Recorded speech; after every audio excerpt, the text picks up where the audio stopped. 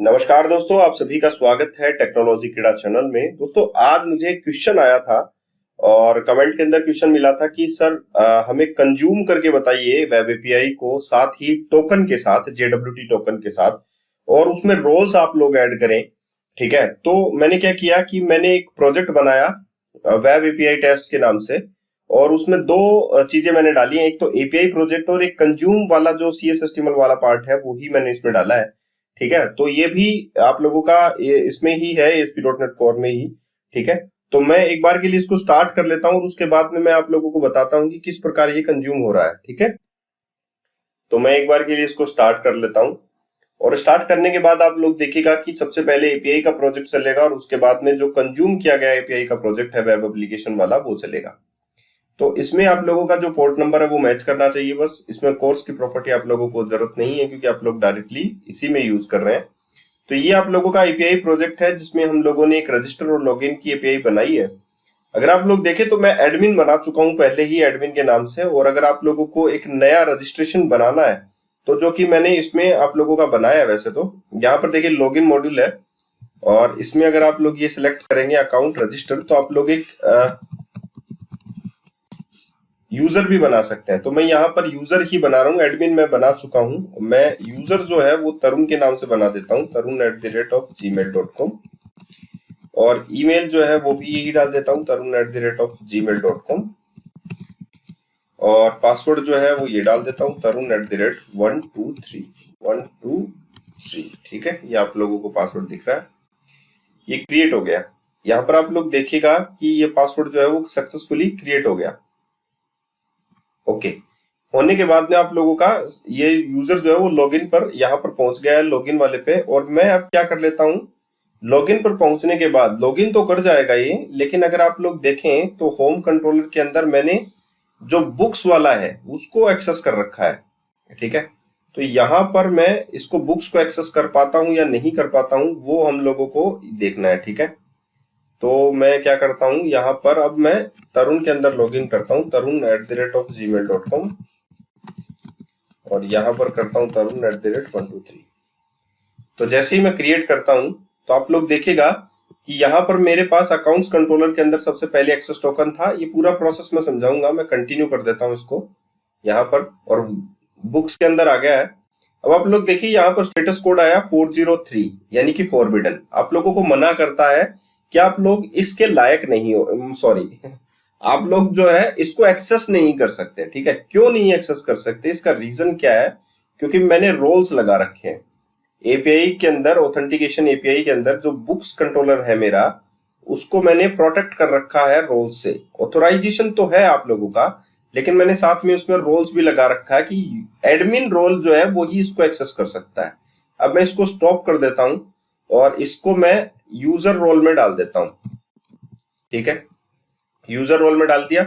अगर मैं इसको एडमिन रोल में भी डालना चाहूं तो मैं आप लोग एडमिन रोल में भी डाल सकता हूं, तो मैं एडमिन में भी डाल देता हूं, ये हो गया। ठीक है, चलिए ये तो बाद की बात है, मैं इसको यूजर रोल में डाल देता हूं। अब इसको एडमिन एक्सेस नहीं कर सकता है, यूजर एक्सेस कर सकता है।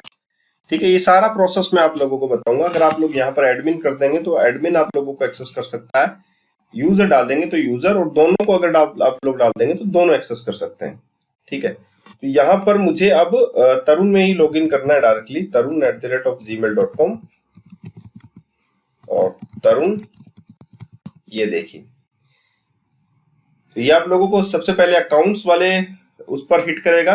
ठीक है, यहां से हम लोग रिडायरेक्ट करते हैं कंटिन्यू, और वहां पर हम लोग चलते हैं और ये हम लोगों को मिल गई बुक्स। फिर से आया 403 फॉरबिडन, फॉरबिडन यानी फिर से मना किया कि आप लोग जो है इसको एक्सेस नहीं कर सकते। ठीक है, क्यों नहीं एक्सेस कर सकते, क्योंकि आप लोगों को पता होना चाहिए कि यूजर जो रोल है अकाउंट्स में, मैंने अभी यहाँ पर डाला है, देखिए एक बार के लिए, ऑथेंटिकेशन कंट्रोलर, सॉरी, इसमें आप लोग देखिएगा कि मैंने क्या क्या रोल्स बनाए हैं। रोल एग्जिस्ट यूजर, ठीक है, ये यूजर होना चाहिए भाई। होम कंट्रोलर, अकाउंट्स कंट्रोलर, और सॉरी बुक्स कंट्रोलर, और उसमें हम लोगों ने यूजर डाला है, वेरी गुड, ये यूजर था। ये यूजर रोल में होना चाहिए। ठीक है, अब आप लोग एक बार के लिए हम लोग इसमें एडमिन रोल डाल लेते हैं, और मैं आप लोगों को एक बार के लिए एडमिन में एग्जिस्टिंग जो है वो चेक करके बताता हूँ। पहले स्टार्ट करते हैं दोबारा से। बहुत बार ऐसा होता है कि कैशिंग हो जाती है चीजों की और उसमें आप लोगों को समझ में नहीं आता।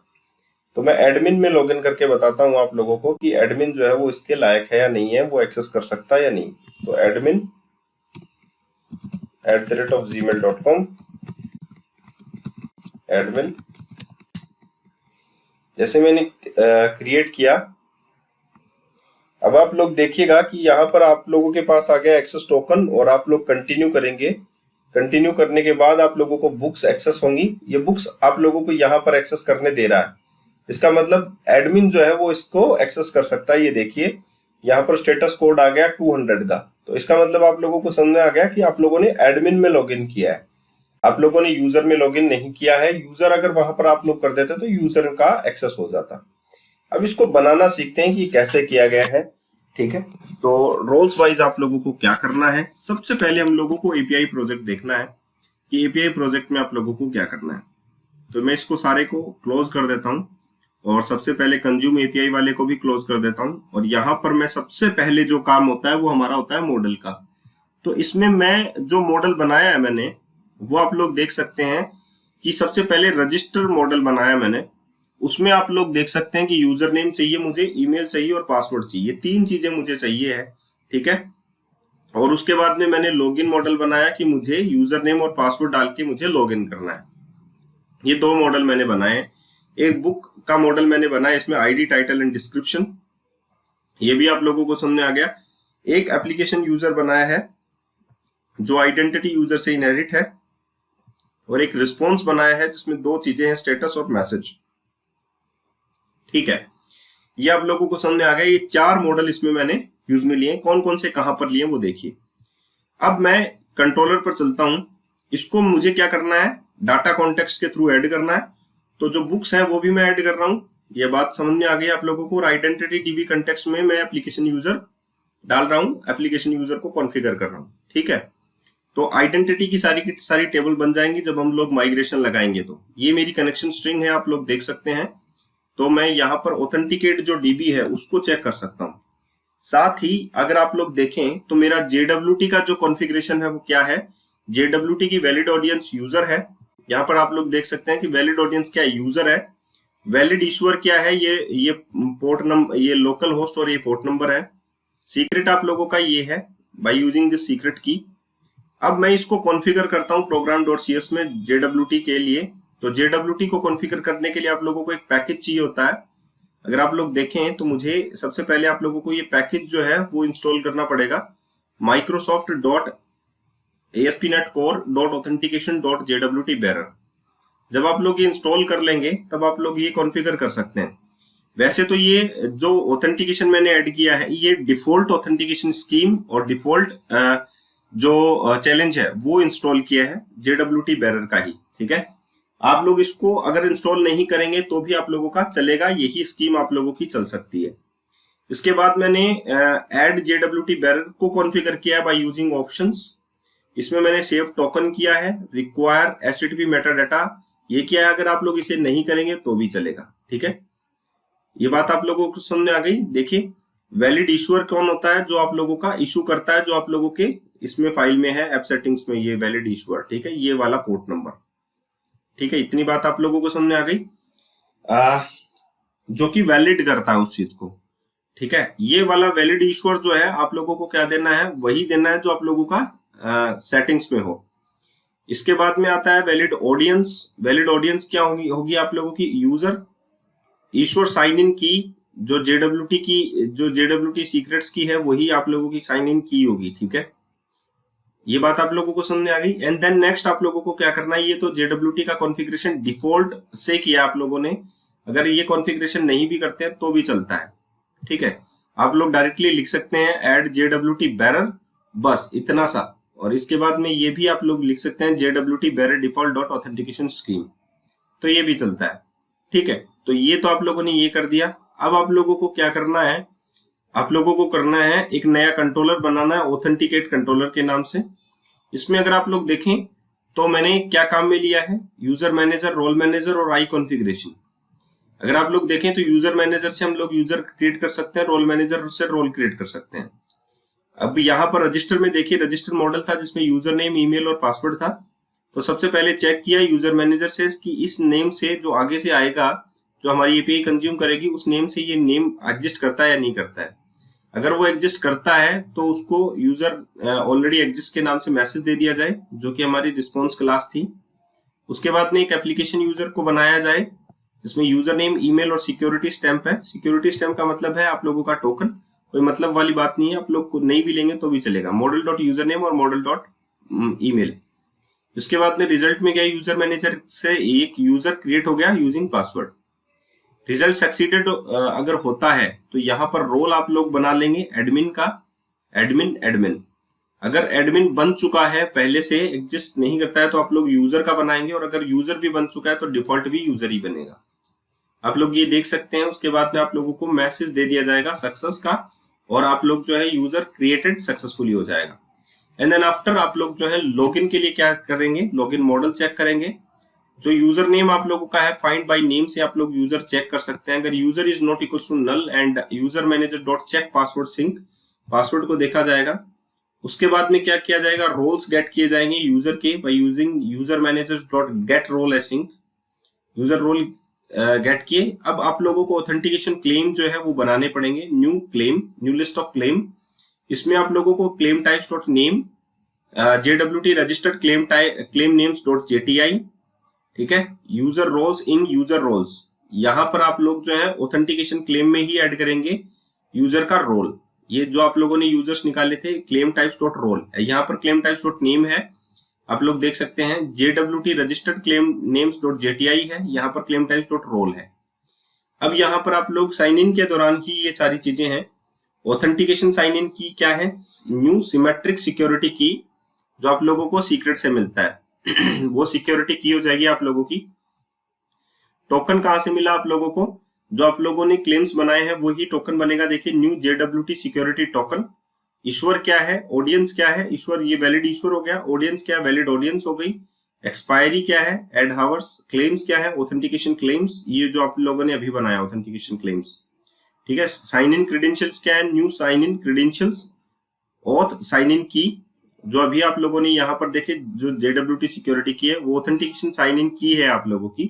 सिक्योरिटी एल्गोरिथम ये वाला है, ठीक है। रिटर्न, आप लोगों ने टोकन रिटर्न कर दिया है, तो ये पूरा का पूरा टोकन ही बनेगा। तो आप लोगों ने ये टोकन पूरा का पूरा रिटर्न कर दिया है। New जेडब्ल्यूटी security token handler dot right token, token को बनाकर ये टोकन बना। न्यू टोकन, न्यू जे को आप लोगों ने टोकन से रिटर्न कर दिया, ठीक है। तो अभी आप लोगों ने क्या कर दिया, टोकन रिटर्न कर दिया। जब आप लोग लॉग इन करते हैं तो ये सारा का सारा जो टोकन है वो आप लोगों को उस रिस्पॉन्स में सेंड कर दिया जाता है। तो अभी आप लोगों ने क्या किया कि यहाँ पर आप लोगों ने बना लिया ऑथेंटिकेट कंट्रोलर, जिसमें लॉगिन एंड रजिस्टर वाला है। अब बुक्स कंट्रोलर में हम लोग चलते हैं। बुक्स में सिर्फ हम लोगों ने गेट किया है सारी की सारी बुक्स को, लेकिन मैंने इसमें ऑथोराइज करके रोल ऐड कर दिया है एडमिन का, ठीक है। इतनी बात आप लोगों को समझ आ गई होगी, जो कि अगर एडमिन रोल में होगा वो इसको एक्सेस कर सकता है। अब बात करते हैं हम लोग कंज्यूम एपीआई की, कि हम लोगों को कंज्यूम करनी है एपीआई, तो वाया एचटीटीपी क्लाइंट हम लोग कंज्यूम कर सकते हैं, ठीक है। ये बात आप लोगों को पता है। वही डीबी कंटेक्स्ट आप लोगों को लिखना होता है, वही कनेक्शन स्ट्रिंग आप लोगों को ऐड करनी होती है। बस एपीआई को डिजाइन करते समय आप लोगों को ये देखना होता है कि जेडब्ल्यूटी में हम लोगों को कौन कौन सी चीजें ऐड करनी है। तो सारे रोल्स ऐड हैं, ऑथेंटिकेशन क्लेम्स ऐड हैं, वैलिड ईश्वर है, वैलिड सिक्योरिटी की है, ये सारा कुछ ऐड है। अब हम लोगों को कंज्यूम करना है एपीआई को, तो कंज्यूम में हम लोग सबसे पहले लॉगिन एंड लॉगआउट की फीचर्स पर ही फोकस करेंगे। तो अकाउंट्स कंट्रोलर बनाते हैं और उसमें हम लोग रजिस्टर करते हैं सबसे पहले। तो रजिस्टर के लिए हम लोगों ने एक मॉडल बनाया, जो एज इट इज वही मॉडल है जो आप लोगों का उसमें था, वही है user name, email and password. तो इसमें हम लोगों को क्या करना है, एक गेट रिक्वेस्ट बनानी है। गेट रिक्वेस्ट बनाते ही इसका जो व्यू है सबसे पहले वो कॉल हो जाता है, और जब वहां से फिल होकर वैल्यू यहाँ पर आती है रजिस्टर व्यू मॉडल के अंदर, तो ये यहाँ पर पोस्ट कर दी जाती है इस यूआरएल के ऊपर। तो ये एक बेस यूआरएल आप लोगों का पता है, एपीआई ऑथेंटिकेट, ये पूरा का पूरा होता है रजिस्टर, और मॉडल इसमें पास कर दिया जाता है जो ये वाला मॉडल है, ठीक है। तो कॉल कैसे किया जाता है, http client dot post as a json async, ठीक है। और ये देखिए आप लोगों का http क्लाइंट ये रहा, ठीक है। तो यहाँ पर पोस्ट हुआ तो सक्सेसफुली जो रिस्पॉन्स आया लॉगिन टू लॉगिन पर भेज दिया गया। लॉगिन का जब सबसे पहले मुझे यूजर नेम एंड पासवर्ड पूछा गया और वो फिल करके यहाँ पर आते हैं पोस्ट में, तो लॉगिन भी पोस्ट किया गया इस यूआरएल के ऊपर। सिमिलरली सेम चीज पोस्ट एज ए एसिंग, लेकिन लॉगिन से हम लोगों को रिटर्न टोकन मिल रहा है। तो रिस्पॉन्स जो होगा उसको हम लोग रीड कैसे करेंगे, response dot is success status code. Is success status code का मतलब है 200 या 201। ओके, तो जो रिस्पॉन्स है उसका जो कंटेंट है उसको हम लोग रीड एज स्ट्रिंग करेंगे, तो हमारे पास आएगा एक टोकन। ठीक है, वो टोकन जो है जेसन फॉर्मेट में ही होगा, तो हम लोग उसे डीसीरियलाइज करेंगे। JSON convert dot deserialize object token config एक क्लास है जिसमें टोकन नाम से जो चीज है वो एक स्ट्रिंग टाइप की प्रॉपर्टी है। ठीक है, तो एक स्ट्रिंग टाइप की प्रॉपर्टी हम लोगों के पास आ जाएगी टोकन। तो एक्सेस टोकन में हमारे पास आ गया पूरा का पूरा एक स्ट्रिंग टोकन। ठीक है, अब हम लोगों ने इस टोकन को किसमें ऐड कर लिया, सेशन के अंदर। तो यहाँ पर आप लोग देख सकते हैं एक्सेस टोकन उसकी सेशन की हो गई और वैल्यू जो है ये एक्सेस टोकन डॉट टोकन नाम से जो प्रॉपर्टी है वो हो गया। अब यहाँ पर एक्सेस टोकन 1, इसमें आप लोग देख सकते हैं कि अगर हम लोग गेट करेंगे तो यही टोकन आएगा, इसको हम लोग कमेंट कर सकते हैं। अब जब रीडायरेक्ट टू एक्शन करेंगे तो इंडेक्स होम पर जाएगा और होम के अंदर हम लोगों ने क्या कर रखा है, ये देखिए आप लोग, होम के अंदर हम लोगों ने बुक्स को एक्सेस कर रखा है यूजिंग एचटीटीपी क्लाइंट। तो आप लोगों ने सबसे पहले आप लोगों को जो टोकन है वो प्रोवाइड करना होगा हेडर के अंदर ताकि आप लोग बुक्स को एक्सेस कर सके। तो access token http context dot session dot get string, session में जो टोकन था वो हम लोगों ने निकाला एक्सेस टोकन की देकर एक्सेस टोकन, और उसके बाद में हम लोगों ने उसका हेडर सेट किया टोकन के साथ http client dot default request header dot authorization equals to new authentication header value equals to token कौन सा है, बैरर का टोकन है एक्सेस टोकन। ये एक्सेस टोकन क्या है, जो सेशन की वैल्यू है। अब हम लोगों ने क्या किया, http client dot get async हम लोगों ने किया और उस बुक्स को एक्सेस करने की कोशिश की, सारे के सारे रिजल्ट्स को। तो यहाँ पर आप लोग देख रहे थे कि हम लोगों को जो मिला वो बुक्स में सारी की सारी बुक्स मिल गई, हम लोगों को ऑथराइजेशन मिल गया कि आप लोग उसको एक्सेस कर सकते हैं। आई थिंक आप लोगों ने समझ में आ गया होगा ये सारा का सारा प्रोसीजर हम लोग कैसे करते हैं। ठीक है, तो आज के लिए इतना ही, फिर मिलते हैं एक अच्छे से नए वीडियो के साथ। धन्यवाद।